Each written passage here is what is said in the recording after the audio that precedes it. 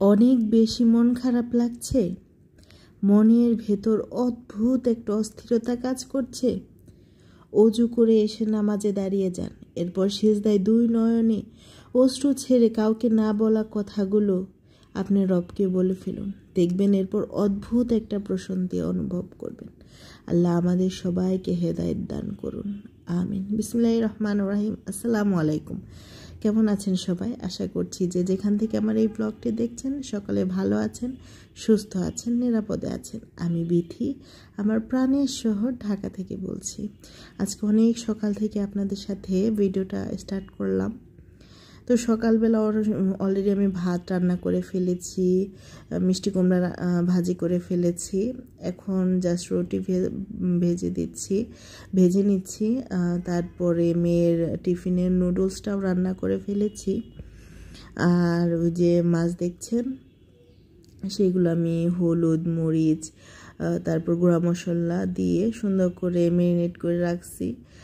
যখন সাহেবের গোসল শেষ হবে তারপরে যখন খেতে দেব বাস তার 5 মিনিট আগে আমি ভেজে দেব।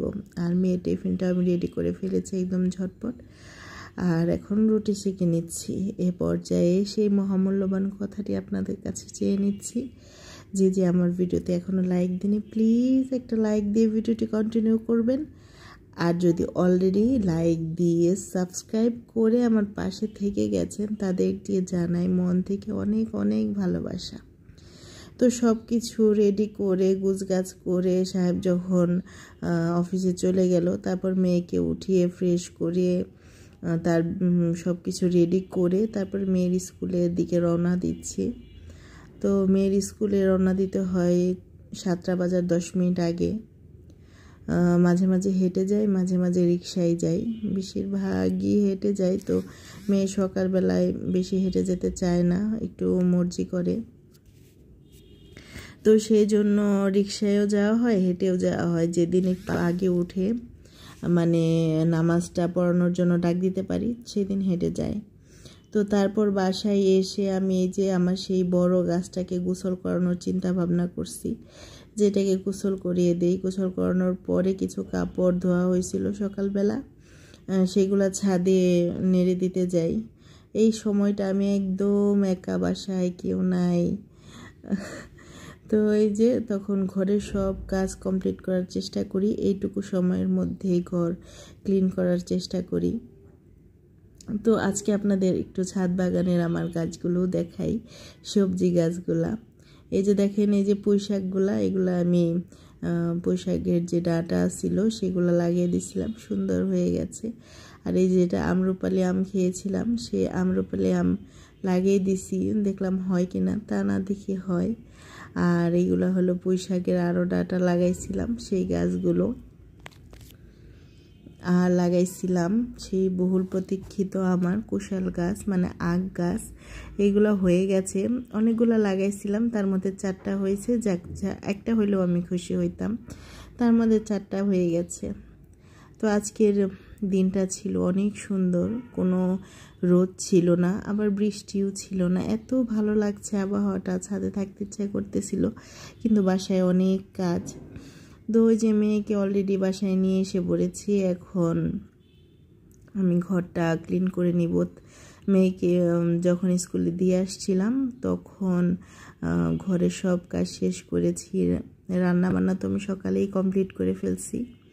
তো ওই যে এখন ঘরটা ঝাড়ু দিয়ে মুছে নিলে আমার একদম মানে কমপ্লিট, মানে কাজ শেষ। এখন বাজে সকাল 11:30। তো আমি চাচ্ছিলাম যে একদম জোহরের আজান দিবে, আজানের সাথে সাথে আজকে নামাজটা শেষ করব। সব সময় আমার দেখা যায় যে দুপুরের নামাজটা পড়তে একটু দেরি হয়, মানে 2টা 3টাও বেজে যায়। তো আজকে আমি ভাবছিলাম যে আজকে একদম আজানের সাথে সাথেই পড়বো, যেহেতু আমার রান্নাটা কমপ্লিট হয়ে গেছে। তারপর ঘর ঝাড়ু দিয়ে মোছাও কমপ্লিট হয়ে যাচ্ছে। তো আজকে আমি একটু আগে গোসল করে রান্নাটা কমপ্লিট করতে চাইছিলাম, মানে নামাজটা কমপ্লিট করতে চাইছি। তো এই পর্যায়ে আমি একটা আপুর কথা বলবো। আপুর নাম হইল ফাইমা ব্লগ। তো ফাইমা আপু অনেক সাপোর্টিভ একজন মানুষ, মানে এত সাপোর্টিভ। আপুর এখন লাইভ অপশনটা চালু হয়নি, তবুও আপু সবার লাইভে গিয়ে সবাইকে এত সুন্দর টাইম দেয়, সবার ভিডিও দেখে। আর আপুর ভিডিও কিন্তু অনেক সুন্দর হয়। তো আপনারা চাইলে ফাইমা আপুর চ্যানেলটাকে ঘুরে আসতে পারেন, আর যদি ভালো লাগে তাহলে বন্ধু করে নিতে পারেন। আমি ফাইমা আপুর চ্যানেলটা এই যে এখানে দিয়ে দেব স্ক্রিনে, তো আপনারা দেখে নিতে পারেন। তো যে আপুরা আমার সাথে কানেক্ট আছেন, ফাইমা আপুর সাথেও কানেক্ট হতে পারেন। তো আসলে এই প্ল্যাটফর্মে আমাদের সবাইকে নিয়ে এগিয়ে যাওয়াই আমাদের লক্ষ্য। আমরা একা কখনো এগিয়ে যেতে পারবো না, যেহেতু আমরা নিজের ভিডিও কখনো নিজেরা দেখি না। যেহেতু আমাদের ভিডিও সব আপুরা, সব দর্শক আপুরা দেখে, সেহেতু আমরা তো একা এই পথ চলতে পারবো না, তো সবাইকে নিয়েই পথটা চলতে হবে। তো এখন হলো সন্ধ্যা হয়ে গেছে, আমি সন্ধ্যার পরে taste and tales with Salma আপুর ভিডিওটা দেখতেছিলাম।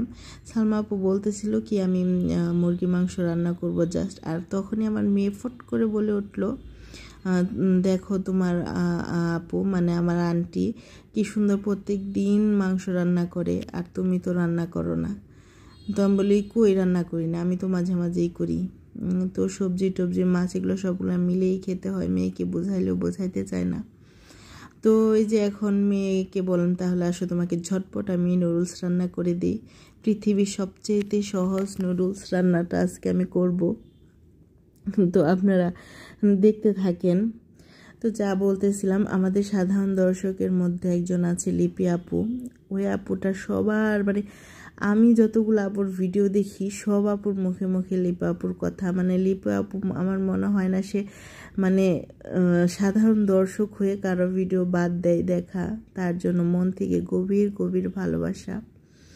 আরেকটা আপুর আইডিয়া আছে মিলন হাওলাদার আপু, এটা সেও আমার সাধারণ দর্শক। সে আমাকে অনেক ভালোবাসে, এত সুন্দর কমেন্ট করে। সে আপুর আসলে মেহবুবা আক্তার আপুর আইডি, কিন্তু সে তার আইডি নষ্ট হওয়ার কারণে সে তার হাজব্যান্ডের আইডি দিয়েই আমার ভিডিও দেখে, আর এত সুন্দর কমেন্ট করে। আসলে কমেন্টে পড়লে মনটা একদম জুড়িয়ে যায়। তো আপুর জন্য অনেক অনেক ভালোবাসা। আর সাধারণ দর্শক যারা যারা এই মুহূর্তে আমার ভিডিওটা দেখছেন, প্লিজ একটা কমেন্ট করে যাবেন। আপনাদের কমেন্ট পেলে আসলে খুব ভালো লাগে, আরেকটা ভিডিও করার উৎসাহ পাই, খুব ভালো লাগে।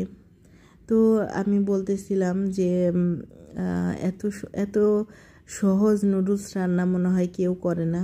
আমি একাই মনে এক প্রাণী যে এত সহজভাবে নুডলস রান্না করি, মানে কোনো মানে এক্সট্রা কোনো ঝামেলা নেই, কোনো কিছু নেই। যখন আসে না একটা কিছু খাইতে ইচ্ছা করে কিন্তু ঝামেলা করতে ইচ্ছা করে না, তখন আমি এইভাবে নুডলসটা রান্না করি। নুডলসটাকে সিদ্ধ করে নিলাম, আর লম্বা নুডলস কিন্তু অনেকক্ষণ সিদ্ধ করা যাবে না, তাহলে এটা একদম নরম হয়ে চাপড়ির মতো হয়ে যাবে। তো সিদ্ধ করার পরে আমি একটা কড়াই দিলাম, কড়াইতে জাস্ট একটা ডিম দিলাম, ডিমের উপরে একটু লবণ দিব, তারপর ডিমটাকে ফেটিয়ে নুডলসটা দিয়ে দিব, বাস আর কোনো কাজ নেই। তাহলে বুঝেন এর চেয়ে কি সহজ নুডলস রান্না হয়? কখনো হয় না, তাই না? আপনারা হয়তো কেউ করেননি, আপনারা ভাবতেছেন এটা কি খাওয়া যাবে। আসলে আমার মেয়ের কাছে এই নুডলসটা আমার খুব ভালো লাগে।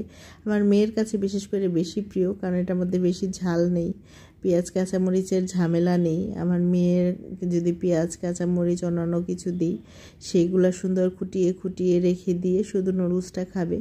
তো ভাবলাম যে এত খুঁটিয়ে খুঁটিয়ে বাছার চাইতে আমি কিছুই দিব না, অযথা কষ্ট করব কেন। তো এই যে এখন সুন্দর করে ভাজা ভাজা করে নুডলসটা রান্না করে ফেলবো, আর দুই মায়ে জিয়ে মিলে খেয়ে ফেলবো।